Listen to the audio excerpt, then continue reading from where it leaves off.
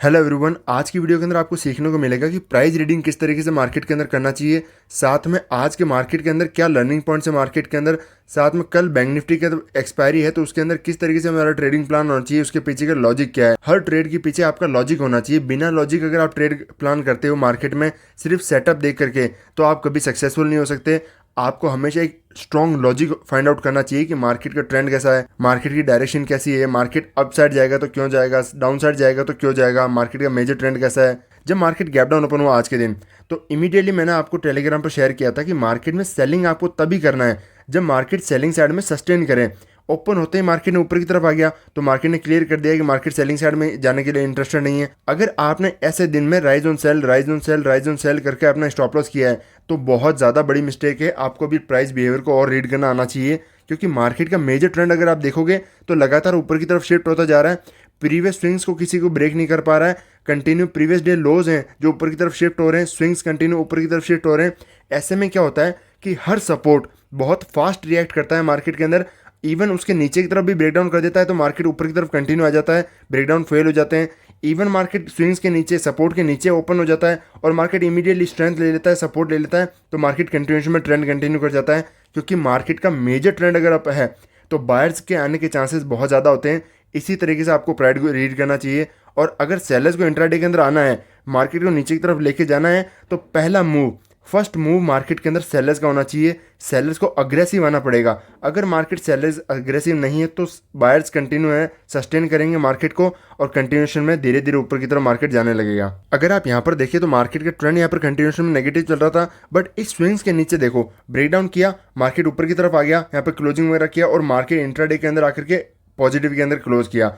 अगले दिन मार्केट के अंदर फ्लैट ओपन हुआ, मार्केट यहीं पर वापस सपोर्ट सस्टेन करने लगा और ऊपर की तरफ आगे क्लोज कर दिया। और अगले दिन चलो मार्केट कंटिन्यू स्विंग जो है नीचे की तरफ ब्रेकडाउन कर रहा है बट नीचे की तरफ जा नहीं पा रहा है, लगातार यहाँ पे सस्टेन होल्ड कर रहा है। अगले दिन वापस मार्केट ओपन हुआ, गैप ओपन हुआ, सस्टेन नहीं किया तो नीचे की तरफ ब्रेकडाउन कर दिया बट कंटिन्यूशन में ऊपर की तरफ वापस बड़े बड़े मूवमेंटम आ रहे हैं। ये प्राइस बिहेवियर जो है मार्केट के अंदर बताने की कोशिश कर रहा है कि लो बिल्कुल भी सस्टेन नहीं कर पा रहे ब्रेकडाउन मार्केट में। सेलर्स जो है अग्रेसिव नहीं है, बायर्स अग्रेसिव है मार्केट के अंदर।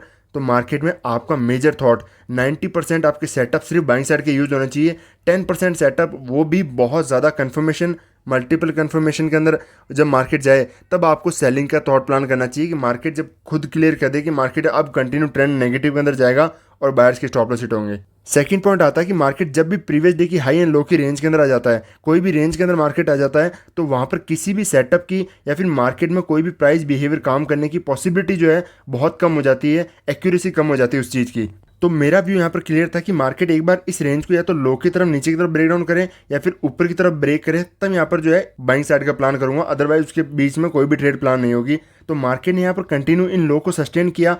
ये जो ट्रेड में यहाँ पर चाहता था कि नीचे की तरफ ब्रेक डाउन करेगा then I will focus on the buying side, वो ट्रेड मार्केट ने बैंक निफ्टी के अंदर दी और बैंक निफ्टी को मैं बिल्कुल ट्रेड नहीं करता, उस टाइम मेरा फोकस भी नहीं था और मार्केट कंटिन्यूशन में यहाँ से रिवर्स कर गया। और ऐसा मोमेंटम में जब मार्केट किसी भी सपोर्ट से कंटिन्यूशन में बिना रुके लगातार देखो ग्रीन कैंडल्स बनाते हुए किसी रेजिस्टेंस को ब्रेकआउट कर रहा है, यहाँ पर होल्ड करके ब्रेकआउट किया बट मार्केट में एक अच्छा खासा मोमेंटम हो जाने के बाद में सेकंड ट्रेड में कभी प्लान नहीं करता कि मार्केट में एक मोमेंटम निकलने के बाद में ट्रेड प्लान करूं। तो आज के दिन मेरा नो ट्रेडिंग जोन था कि मार्केट में कोई ट्रेड प्लान नहीं होगा क्योंकि मैं वहां पर ट्रेड प्लान करता हूं जहां से मोमेंटम मार्केट के अंदर ओरिजिन स्टार्ट होता है किसी भी प्लेस का, बायर्स और सेलर्स का। वहां पर आज मुझे एंट्री नहीं मिल पाई तो मेरा कोई ट्रेडिंग प्लान नहीं होना चाहिए। आपका कोई जो प्लान होता है आपके रूल्स के बेसिस पर होता है कि मेरे कोई रूल्स हैं उन पर मैं स्टिक रहूँगा, मार्केट मुझे इस पर ट्रेड देगा।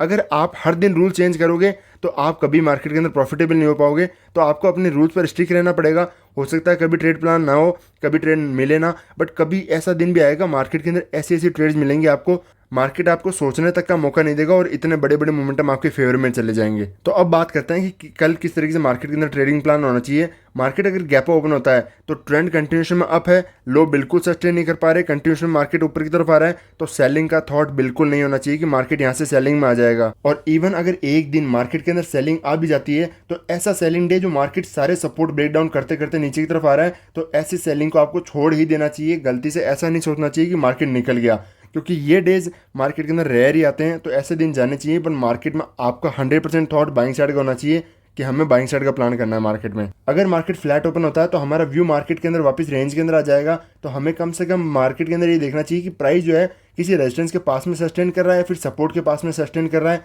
तब वहाँ पर हमें ट्रेड प्लान होना चाहिए कि मार्केट में ब्रेकआउट या ब्रेकडाउन के पास हमें ट्रेड प्लान करना चाहिए। अगर मार्केट बड़ा गैप डाउन ओपन होता है तो सेलिंग के अंदर सिर्फ तभी प्लान मार्केट के अंदर करना है जब मार्केट पहला मोमेंटम सेलिंग साइड में आए, फिर मार्केट होल्ड करके फिर फर्दर ब्रेकडाउन करे, तभी हमें सेल करना। और रिस्क टू रिवॉर्ड बहुत ज़्यादा बड़ा तो नहीं हो पाएगा क्योंकि हमें ट्रेंड के अगेंस्ट में जाते हैं तो रिस्क टू रिवॉर्ड भी छोटा हो जाता है, पॉसिबिलिटी मार्केट के अंदर कम रहती है क्योंकि हमेशा ट्रेंड का फेवर में जाने के लिए इसी कहते हैं क्योंकि मार्केट में बड़े मोमेंटम ट्रेंड के फेवर में आते हैं, उसके अगेंस्ट में जाते हैं तो पहला मोमेंटम तो कंफर्मेशन में छूट जाता है, फिर मार्केट होल्ड करके ब्रेक डाउन करता है, इतने में सेकंड कंफर्मेशन लेते लेते मार्केट में अच्छे खासा प्राइस निकल जाता है। तो रिस्क टू रिवॉर्ड आपका छोटा होना चाहिए, 1:2 इतना ही ट्रेड प्लान करना चाहिए। बैंक निफ्टी को देखा जाए तो बैंक निफ्टी आज के दिन बहुत वोलेटाइल था, अच्छा खासा मार्केट ने ब्रेक डाउन किया, जो ट्रेड हमने प्लान की थी वो बैंक निफ्टी के अंदर बनी और मार्केट में बहुत अच्छा खासा मोमेंटम हुआ, बट एट द एंड में वापस रिवर्सल भी आ गया मार्केट। तो कल के दिन हमारा ट्रेडिंग प्लान होना चाहिए कि मार्केट अगर गैप ओपन होता है रेंज में तो यहाँ पर कम से कम 12 बजे तक हमें होल्ड करना चाहिए।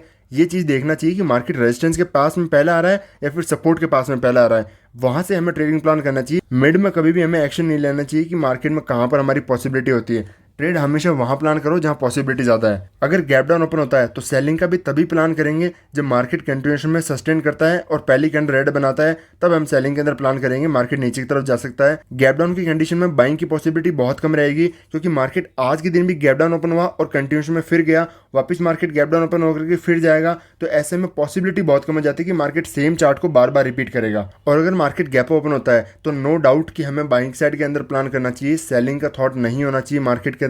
और सेलिंग के लिए भी हमें सिर्फ तभी प्लान करना है जब मार्केट खुद कंफर्म करे कि हम सेलिंग साइड के अंदर आ रहा है। मार्केट सपोज ओपन होता है, सस्टेन ही नहीं करता, मार्केट कंटिन्यूएशन में सेलिंग आ रहा है, और अगर आप ये थॉट रख लेते हो कि बाइंग साइड में, तो आप हर डिपर बाय, हर डिपर बाय, हर डिपर बाय, मार्केट नीचे की तरफ आ रहा है। मार्केट को बाइंग साइड के लिए भी मार्केट को कंफर्मेशन करना चाहिए कि मार्केट यहाँ पर सस्टेन करेगा, तो हमें बाइंग साइड का प्लान करना चाहिए। और अगर मार्केट सस्टेन नहीं कर पा रहा, रेंज के अंदर आ रहा है, तो हमारा सेलिंग का थॉट तो बिल्कुल नहीं होना चाहिए, या मार्केट कंटिन्यूएशन में नीचे की तरफ निकल जाए, उससे हमें फर्क नहीं पड़ता।